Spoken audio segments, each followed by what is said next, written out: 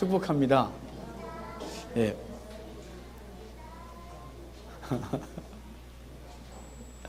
네, 한 주간 동안 주의 백성 사는 수고 많으셨고요. 제목이 있습니다. 같이 읽겠습니다. 시작. 부활의 첫 열매. 아멘. 오늘은 부활절 예배를 드리고 있습니다. 지난 한 주간 고난주간을 보냈거든요. 고난주간 보내고 나서 부활주일에서 더 기쁜 거죠. 누군가가 그러더라고요. 끝났어요. 이렇게. 금요일 날 오후 3시가 지났는데 끝났다. 이렇게 너무 행복해 하는 걸 보면서 고난주간이 힘들긴 했나 보다. 특별히 금요일 날 오후 3시까지 금식이 참 힘들었나 보다 싶었는데요. 네, 어찌됐거나 예수 그리스도의 죽으심으로 말미암아 우리들이 그 영원한 형벌로부터 자유케 되고 복된 날, 그날이 부활주일입니다. 오늘 이 부활주일 예배를 드리게 되는데요. 오늘 그 사도 바울이 고린도 교회를 향한 글을 쓰면서 부활에 대한 얘기를 아주 길게 쓰고 있는 거예요. 그 이유는 고린도 교회 사람들이 부활을 믿지 않았었다는 거죠. 근데 부활을 믿지 않았었다는 건요, 그들만이 아니고 예수님이 활동할 때도 유대인들 중에 아주 많은 부류가 부활과 내세를 믿지 않았어요. 그 대표적인 부류가 사두개파입니다. 사두개파가 뭐 하는 사람이었냐면요, 성전에서 제사를 지내는 사람들이었어요. 그 제사를 집례하는 사람들, 레위인들이 주 계통이겠죠. 하여간 그 제사장들 계통인 사두개파, 이 사두개 사람들은 현실만 믿었어요. 내세는 믿지 않았어요. 그래서 이 땅에서 좋은 것을 다 누렸어요. 그래서 고고학적으로 발굴하다 보면 사두개파 사람들이 살던 장소를 발굴하면요, 당시 최첨단 로마 문화가 와 있어요. 그러니까 로마의 화려한 목욕탕 문화, 그 사치 문화가 사두개파 사람들, 제사장들이 살던 지역에 그대로 와 있어요. 그 정도로 이 땅에 집착했죠. 그런데 반대로 바리새파들은 내세를 믿었고 부활에 대한 소망이 있었습니다. 초대교회 때 그리스도 복음이 증거됨에도 불구하고 그 복음이 증거되는 곳에 예수 그리스도의 부활이 믿어지지 않는 상황이 자꾸만 생기니까 바울이 고린도 교회 편지를 하면서 예수 그리스도의 부활에 대해서 얘기를 해주고 있어요. 우리 15장 전체가 그 얘기를 하고 있거든요. 그러니까 당연히 15장 앞부분부터 좀 다시 봐야겠죠. 자, 15장 3절 4절입니다. 3절 4절 같이 읽겠습니다. 내가 받은 것을 먼저 너희에게 전하였노니 이는 성경대로 그리스도께서 우리 죄를 위하여 죽으시고 장사 지낸 바 되셨다가 성경대로 사흘 만에 다시 살아나사. 아멘. 여기 성경대로 그리스도께서 우리 죄를 위하여 죽으시고 성경대로 사흘 만에 다시 살아나셨다, 이렇게 말해주고 있거든요. 그럼 예수님이 죽으셨다, 이게 되게 중요해요. 예수님이 저와 여러분을 대신하여 죽으신 거죠. 그리고 예수님이 겟세마네 동산의 기도를 막 힘들게 할 수만 있거든. 이 잔을 내게서 옮기시옵소서 라고 했던 그 기도는 육체적 고통에 대한 기도가 아니었다 그랬죠. 육체적 고통은 저 뒤에 있고, 정말 중요한 건 저와 여러분의 더러운 죄를 뒤집어 쓰는 그 순간이 너무 끔찍했고, 그 죄를 뒤집어 쓰는 순간 아버지와 단절이 이루어지기 때문에 꼭 아버지와 단절되는 그 상황까지 가야 되느냐, 이거죠. 그래서 더러운 죄들, 여러분 그 자신이 짓는 죄도 가끔은 더러울 때 있잖아요. 안 줘봐서 모르겠는데요. 할렐루야. 그런 사람이 많아지길 바랍니다. 아예 죄가 우리 속에서 아예 사라지는 은혜가 있기를 죄로 축복합니다. 그런데 가끔은 우리 스스로도 싫단 말이에요. 우리의 입이 때로는 거칠어질 때 어떻게 내 입은 이렇게 그럴까? 내 마음속에서 꿈틀거리는 죄성들을 생각하다가 가끔은 내 스스로가 싫을 때가 있단 말이에요. 근데 그 더러운 죄들을 다 주님이 다 뒤집어 쓰셨어요. 그 뒤집어 쓰시고 죽으심으로 우리의 죄가 사라진 거예요. 일단 그 이슬람 사람들이요, 예수님을 믿기는 믿어요. 선지자로 믿어요. 메시아가 아니라 선지자 중에 하나죠. 자기들이 믿는 마호메트가 최후의 결정적인 선지자인 거예요. 근데 예수님이 성경을 이렇게 그들도 보면서 예수님이 죽으셨다 이거 보고 있잖아요. 근데 걔네들은 안 죽었대요. 예수님이 십자가에 달렸다가 딱 내려와서 딴 데 갔대요. 어떻게 그런 얘기를 만들었는지 알 수가 없지만, 그래서 예수님은 죽지 않았다 이거예요. 그럼 죽지 않았다면 굉장히 심각해지는 거예요. 왜냐하면 우리를 대신하여 죽을 존재가 필요했거든요. 우리 구약의 제사 제도는 잘 보면 짐승의 머리에다가 안수해서 우리의 죄를 다 뒤집어 씌우고 그 짐승을 죽임으로 우리의 죄가 사라지는 그 사인을 갖고 있단 말이에요. 예수님이 이 땅에 오셔서 우리 죄를 뒤집어 쓰고 죽으셔야 되는 거예요. 안 죽으면 문제 심각해지는 거예요. 만약에 주님께서 십자가에 달리셨는데 사람들이 지나면서 그랬잖아요. 야, 네가 하나님의 아들이야? 네가 메시아야? 내려와봐. 그런데 주님께서 내려간다 내가? 이러면 골치 아파져요. 우리 죄 여전히 있는 거예요. 주님께서 그거 꾹 참으시고 십자가에서 죽으셨기 때문에 우리의 죄가 사라졌어요. 근데 거기서 끝나면 안 돼요. 죽었잖아요. 왜 주님께서 죽으셨어요? 우리를 살리기 위하여. 그래서 근데 주님께서 그냥 죽으시고 그냥 있었다면 우리도 그냥 죽음 가운데 있었을 텐데 주님께서 성경대로 사흘 만에 부활하셨다. 이렇게 말씀해 주고 있는 거죠.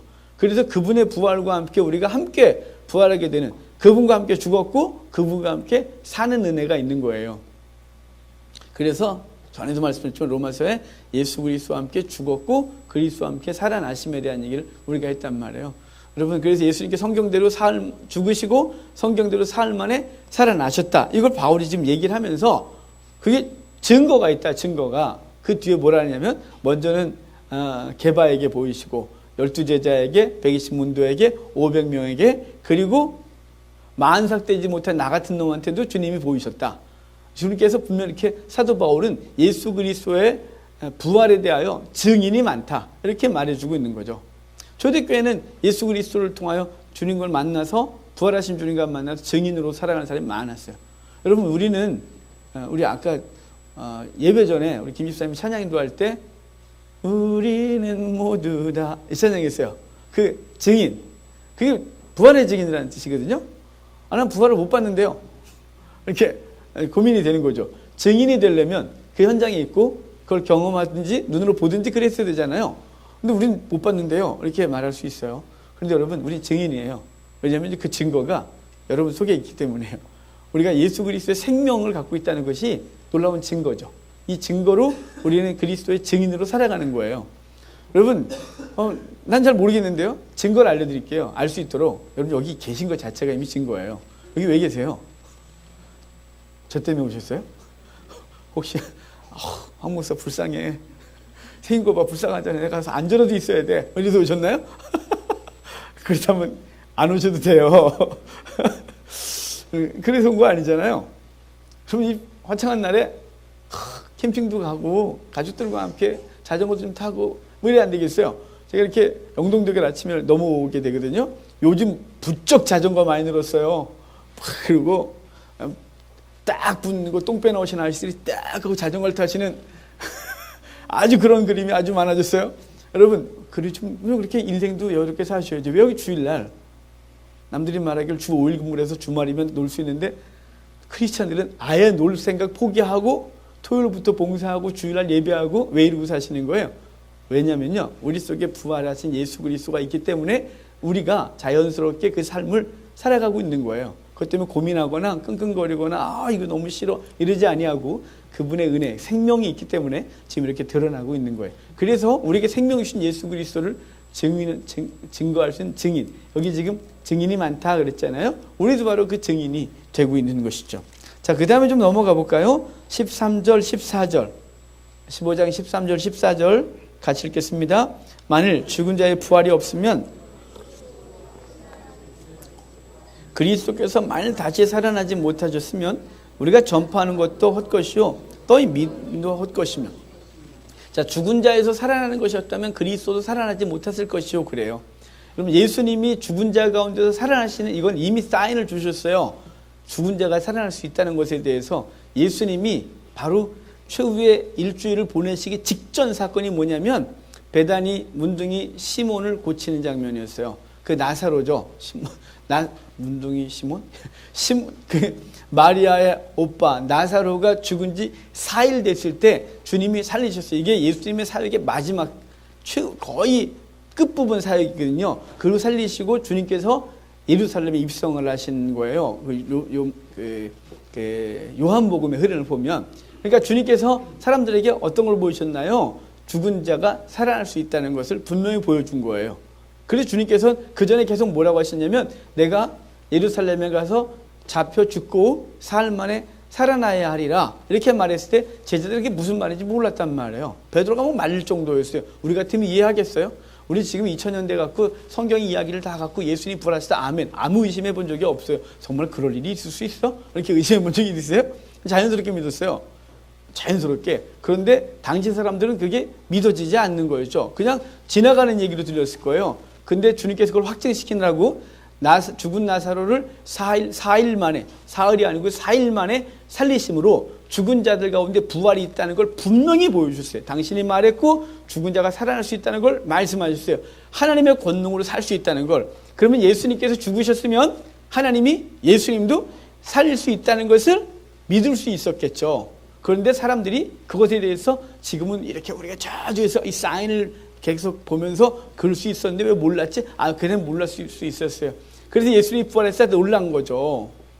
그래서 사람들은 맨 처음에 예수님의 비어있는 무덤을 보고서 그들이 뭐라 하느냐면 예수님의 시체를 도적질해서 갔을 것이라는 생각 때문에 막 여인들이 난리가 났고 베드로도 요한은 무덤에 왔다가 절망을 하고 그리고 돌아갔을 때 주님께서 그들이 있는 집에 들어오셔서 평안하라 그러고 그들에게 당신의 부활하신 몸을 보이셨단 말이에요. 그러니까 지금 주님은 죽으셨고 살아나셨고 만약에 죽은 자들 가운데 부활이 없다면 예수님도 살아나지 못했을 것이다. 근데 죽은 자 가운데 살아나는 일이 있었기 때문에 예수님도 살아날 수 있다. 분명히 그 사인들을 보여주면서 예수님은 부활하셨다. 이렇게 분명히 말해주고 있는 거예요. 너희가 잘 알잖아 라고요. 자, 17절, 18절, 19절도 볼까요? 같이 읽겠습니다. 그리스도께서 다시 살아나신 일이 없으면 너희의 믿음도 헛되고 너희가 여전히 죄 가운데 있을 것이요. 또한 그리스도 안에서 잠자는 자도 망하였으리니 만일 그리스도 안에서 우리가 바라는 것이 다만 이 세상의 삶뿐이면 모든 사람 가운데 우리가 더욱 불쌍한 자이리라. 아멘. 그러니까 만약에 부활이 없다면 우리는 가장 우리의 믿음이 헛되다. 너희가 여전히 죄 가운데 있다. 그리스도 안에서 잠자는 자는 망한 거다. 이게 뭐냐면 그리스도 안에서 잠자는 자라면 뭐냐면 예수 믿다가 죽은 사람은 망한 거다. 그거는. 왜냐하면 예수 그리스도를 믿는데 가장 중요한 목적이 뭐냐면 영생이에요. 영생 때문에 이 땅에서 기꺼이 주의 백성으로 살아가는 것이거든요. 그러니까 만약에 부활이 없다면 그리스도 안에 잠자는 자는 이미 망한 것이고 가장 불행한 자다. 그리고 결정적으로 19절에 뭐라 그래요? 만약 이 세상의 삶뿐이면 우리는 가장 더욱 불쌍한 자다 이렇게 말하는 거죠. 아주 불쌍한 거예요.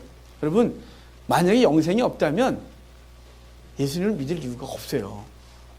이 땅에서 예수 믿고 이 땅에서 잘 되시려고요? 예수 안 믿을 때가 더 잘 될 수도 있었어요. 예수를 믿고 나서 예수님 때문에 내 삶이 절제되어지고 그동안 막 이렇게 해먹던 거 예수님 때문에 딱 절제돼서 그 부분 날아갔어요. 예수님 때문에 내가 누리던 거 내려오는 게 한두 개가 아니에요. 그래서 영생이 없다면 우리는 가장 불쌍한 자, 더욱 불쌍한 자다 이렇게 말하는 거예요. 여러분 속에 지금 영생에 대한 믿음이 없다면 심각한 거예요.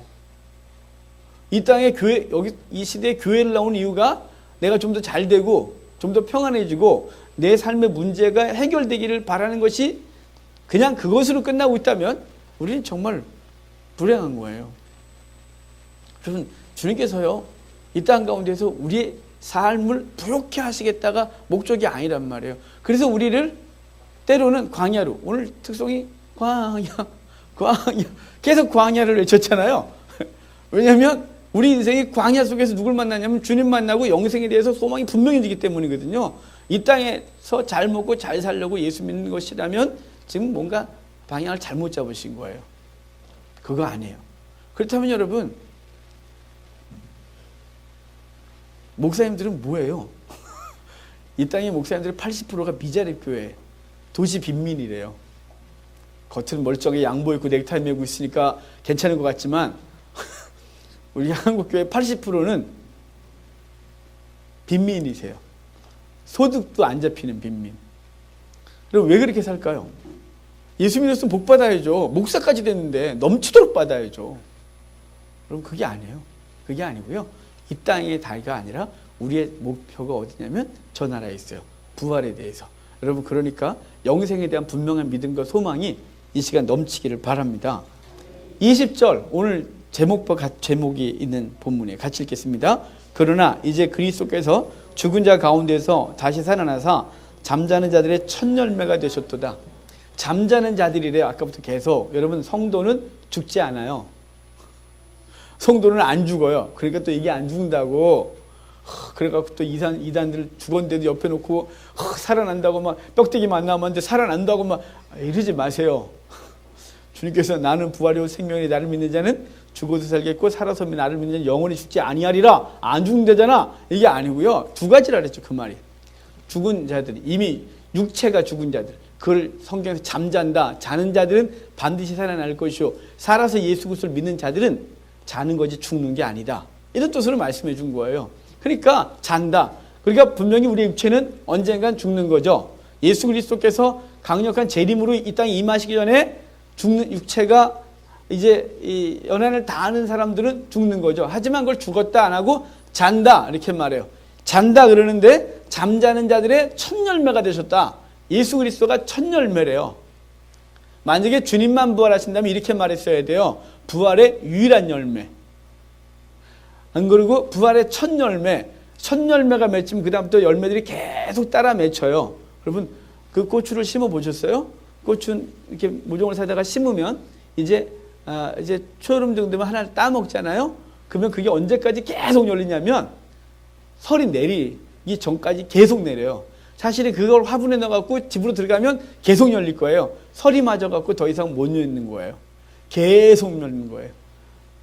예수 그리스도가 우리 부활의 첫 열매가 되시고요. 우리는 그에 따라서 같은 부활의 열매를 맺는 존재가 되는 거죠. 그리스도가 부활을 얻었어요. 이제 그리스도 안에 있는 모든 자들은 함께 부활을 얻는 존재가 되는 거예요. 그래서 21절에 뭐라 그래요? 같이 읽겠습니다. 사망이 한 사람으로 말미암았으니 죽은 자의 부활도 한 사람으로 말미암는다. 22절이요. 아담 안에서 모든 사람이 죽은 것 같이 그리스도 안에서 모든 사람의 삶을 얻으리라. 그러나 각각 먼저는 첫 열매인 그리스도요, 다음에는 그가 강림하실 때에 그리스도에게 속한 자다. 첫 열매인 그리스도가 먼저 부활하시고 다음엔 그리스도에 속한 자들이 부활의 열매를 얻을 거다 이렇게 말하는 거예요. 여러분, 예수님 부활의 첫 열매 되셨고 우리가 그 뒤를 따라서 계속해서 하나님의 추수 가운데, 그 영혼의 추수 가운데 들어가게 되는 거예요. 이스라엘의 절기를 말하기에 레위기 23장이에요. 레위기 23장에 이스라엘의 절기를 쭉 얘기를 하다가 초실절이라는 절기를 얘기를 해요. 오늘이 원래 초실절 날인 거예요. 그냥 유대 절기로 억지로 좀 갖다 맞추면 안식 후 첫날, 그러니까 6월절이 지나고 안식 첫날이 뭐냐면 초실절인데, 초실절은 유대인의 절기 중에, 제사들 중에 유일한 새벽 제사예요. 유일한 새벽 제사. 옛날에 여러분, 요즘은 안 그러지만 시골에 부활절 새벽 예배를 다 드렸었어요. 서울은 제가 모르겠고요. 시골에 살아서. 그러니까 시골에 살 때 부활절 새벽 예배는 그 집사님들, 권사님들이 다 흰 소복 입고 나오셨어요. 무섭겠다. 무서웠어요. 진짜 무서웠어요. 거기다 새벽 4시 반에 새벽 예배였어요. 농경문화에 써갖고. 4시에 땡 치면 4시 반에 땡 한 번 더 치고 그땐 다 나오는 거죠. 흰 옷 입고. 여기 이곳저곳에서 가로등도 없는. 예, 그렇게 부활절 새벽 예배를 드렸어요. 예, 1년 중 유일하게 새벽 예배, 새벽 제사가 있는데 그게 초실절 예배예요. 유대인 줄도. 그 초실절 예배는요, 보리가 먼저 추수되는데, 보리를 추수해서, 첫 보리를 추수해서 새벽에 제단에다가 요제로 드려요. 이렇게 흔들어서 내리는 거예요. 그래서 태워드려요. 태워드리고, 그것과 함께 무엇을 태워드리냐면, 숫양을 번제로 태워드려요. 그리고 고운 가루를 기름에 섞어 태워드려요. 그리고 포도주를 전제로 부어드려요. 그럼 여기 중요한 사인이 있어요. 첫 보리를 추수해서 드리는데요, 하나님 앞에 드리고 그 다음부터 계속 이제 보리가 추수돼서 이제 하나님 앞에 드려지고 또 그들의 양식이 되어질 거거든요. 근데 첫 보리를 드리는데 함께 뭘 드렸다고요? 숫양을 번제로 드렸다고요.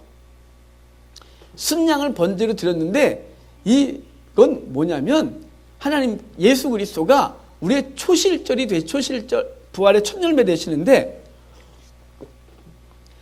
그분이 순양으로서 하나님 앞에 번제로 드려지는 그것으로 우리는 부활의 열매를 함께 맺게 되는 거예요.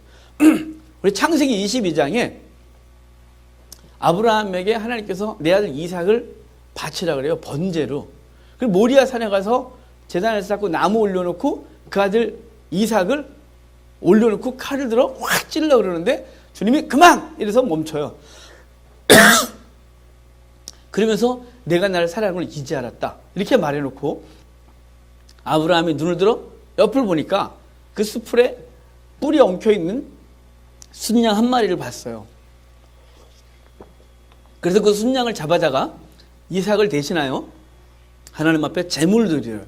그러니까 이삭은 무엇이 대신하여 생명을 지불했냐면 순양이 생명을 대신 지불했기 때문에 이삭이 살아난 거예요.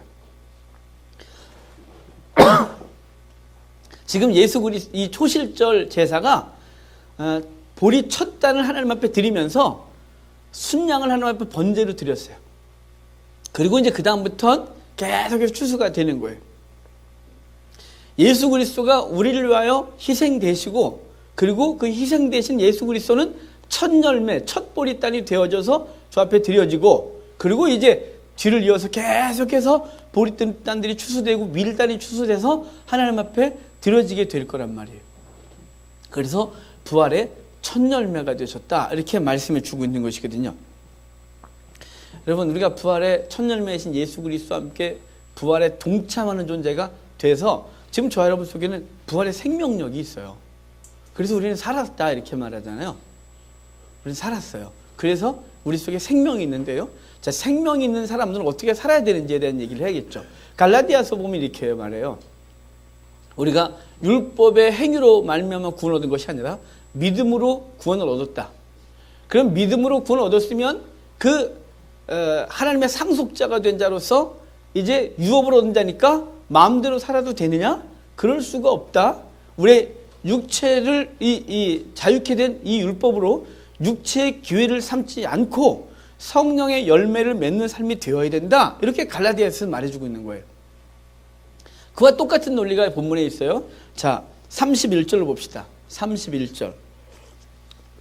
같이 읽겠습니다. 형제들아, 내가 그리스도 예수 우리 주 안에서 가진 바 너희에게 대한 나의 자랑을 두고 단언하노니 나는 날마다 죽노라.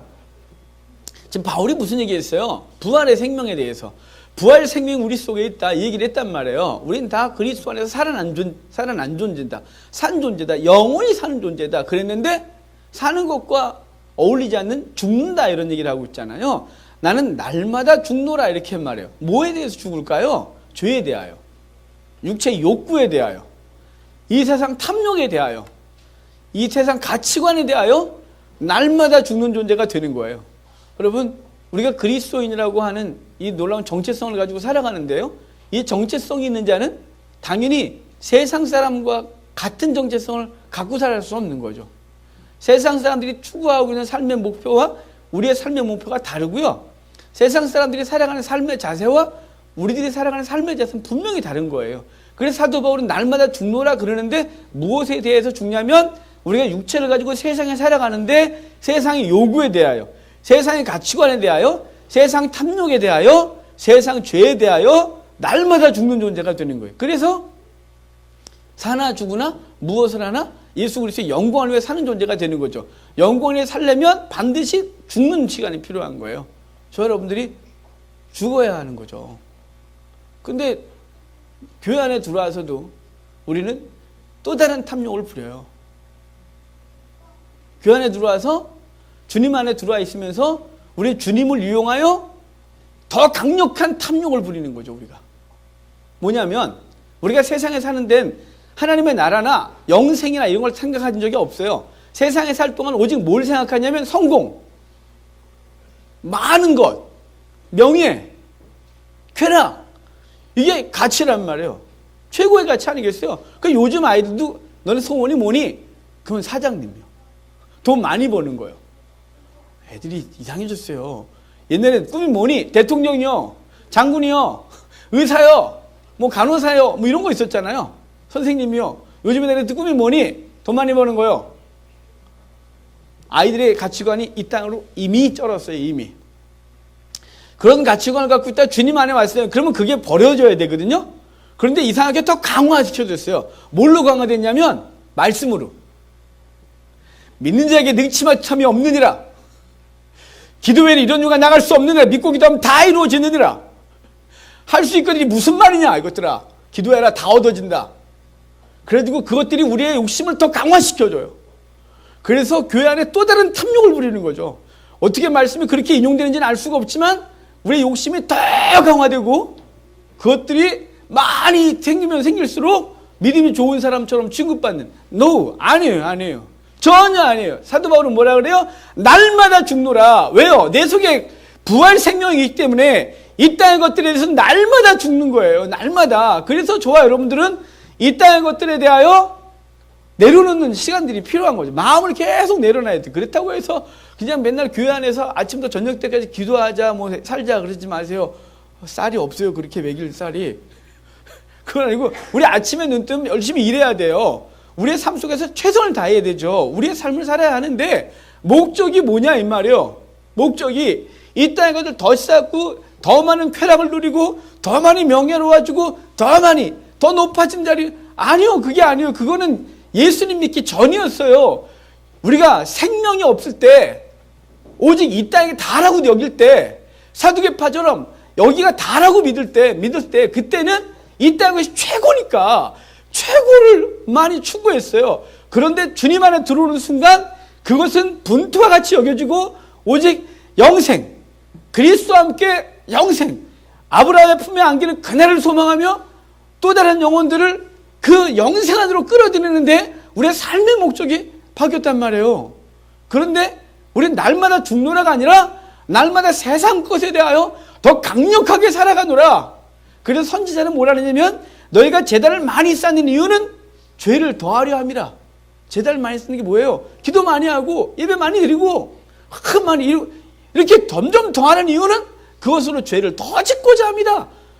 구약에도 그랬고 이 시대에도 그러고 우린 여전히 신앙을 핑계삼아 세상 것을 얻으려고 하는 이 어마어마한 욕구가 우리 속에 있는데요. 부활 생명 있는 자는 그것에 대하여 날마다 죽노라 이렇게 말하는 거예요. 여러분 우리 죽어야 됩니다. 죽어야 되는 거예요. 안 그러면 그렇게 세상 사람이나 우리나 다를 게 하나도 없어요.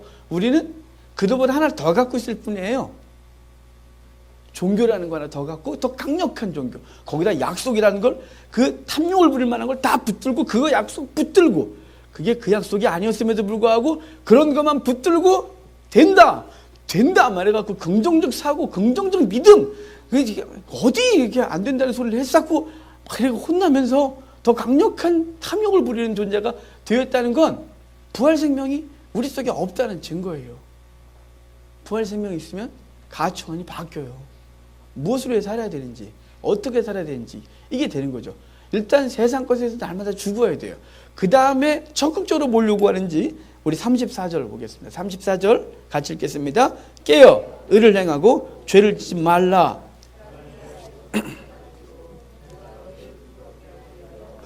아멘. 사도 바울은 날마다 죽노라 그래놓고 깨어있어 의를 행하고 죄를 짓지 마라 이렇게 말하는 거예요. 부활에 대한 얘기를 하면서 말해준 거예요. 여러분 부활 생명이 있는 존재는 세상에 대하여 날마다 죽고 깨어있어 의를 행하고 죄를 짓지 않는 자가 되어야 되는 거죠. 깨어있어 의를 행하고 죄를 짓지 않는 자. 여러분 그래서 주님께서 우리에게 깨어있어라 이렇게 말하는데요. 깨어있는 건 뭐냐면 우리의 생각이 정말 하나님 앞에 내가 바르게 살아가고 있나? 이게 항상 계속 그분 앞에서 점검받는 거예요. 제가 한국교회에서 울면서 기도하고 하는 건 대부분 뭐냐면 우리 한국교회 세속화, 한국교회 대형화, 한국교회 탐욕을 위해서 막 하나님 내려놓고 하나님 원하시는 거룩한 교회들로 거듭나게 해달라고 그렇게 기도를 하는데 얼마 전에 제 마음에 넌 깨끗한 것 같구나 이렇게 느낌이 오는 거예요. 나는 아니라고 생각했어요. 저는 이렇게 객관적으로 잘 이렇게 얘네가 문제야, 얘네가. 막 이러면서, 누구, 이렇게 기도했단 말이에요. 그런데, 그렇게 막 울고 기도를 하는데, 갑자기 시선이 저한테 딱 돌아오는데, 난 탐욕을 안 부리나? 이렇게 생각하니까, 이렇게 딱 이렇게 보니까, 저도 우리 교회 부흥을 얘기를 하면서 탐욕을, 우리가 기도 많이 합시다. 우리가 어떻게든 열심을 냅시다. 그러면서 또 우리 속에는 또 다른 모습으로 탐욕을 부리고 있는 걸 봤어요. 여러분, 깨어있는 거예요.